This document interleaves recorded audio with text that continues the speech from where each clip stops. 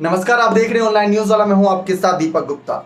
अखिलेश यादव के फैसले को लेकर काफी सवाल है, क्योंकि अखिलेश यादव कहीं ना कहीं मन ही मन ये चाहते हैं कि बसपा के साथ गठबंधन करके इस बार लोकसभा चुनाव लड़ते नजर आए। ना सिर्फ बसपा बल्कि कांग्रेस और आरएलडी जैसी बड़ी पार्टियों को भी अपने साथ रखें, क्योंकि उन्होंने नारा दिया 80 हराओ बीजेपी हटाओ। लेकिन अगर देखा जाए उत्तर प्रदेश की 80 लोकसभा सीटों में सिर्फ 3 ही सीटों पर इस समय समाजवादी पार्टी है।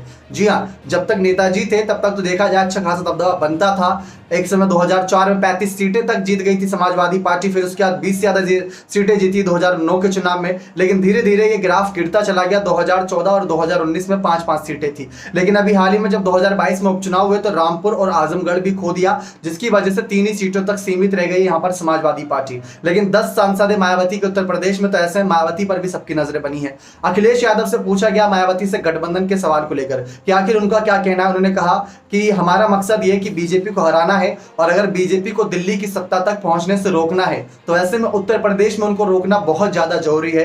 क्योंकि उत्तर प्रदेश की अगर 80 लोकसभा सीटों पर उनको रोक लिया गया तो कुल मिलाकर जो रणनीति बनाई जा रही है बीजेपी को हराने की, वो कामयाब होगी।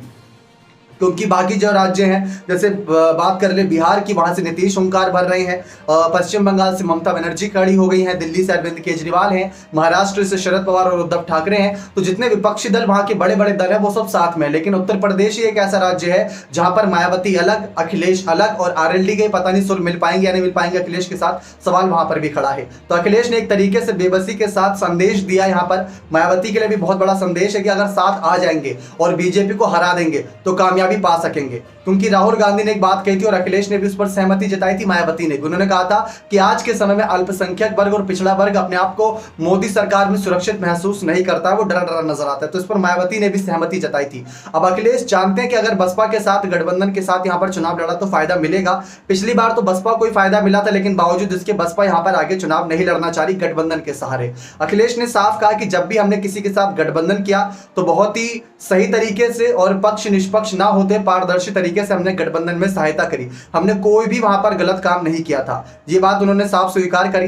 लेकिन 1995 के गेस्ट हाउस कांड को बुलाने के बावजूद भी 2019 में यहां पर जिस तरीके से गठबंधन मायावती और अखिलेश की पार्टी के बीच हुआ था, सवाल सबसे बड़ा वहां था। और अखिलेश ने भी यही कहा कि जब हमने पिछली बार चुनाव गठबंधन के सारे लड़ा था तो एकमात्र सपा और बसपा का गठबंधन ऐसा था जिसने वोट परसेंटेज में बीजेपी को सबसे ज्यादा चोट पहुंचाई थी। तो अखिलेश ने साफ संदेश दिया, देखते हैं मायावती उनका संदेश स्वीकार करती है नहीं। वैसे रामगोपाल यादव ने भी ये बात कही कि मायावती इस समय बीजेपी की जो उनकी पार्टी है, बीएसपी जो पार्टी है, वो बीजेपी गोद में जाके बैठी हुई है और ज्यादातर फैसले बीजेपी लेती है और बीएसपी उसको एग्जीक्यूट करती है। तो मायावती का कोई खुद का फैसला नहीं है, आगे जो बीजेपी आला कमान से फैसला आ जाता है उसको स्वीकार कर रही है। इसके अलावा मायावती का खुद का जन समर्थन नहीं बचा।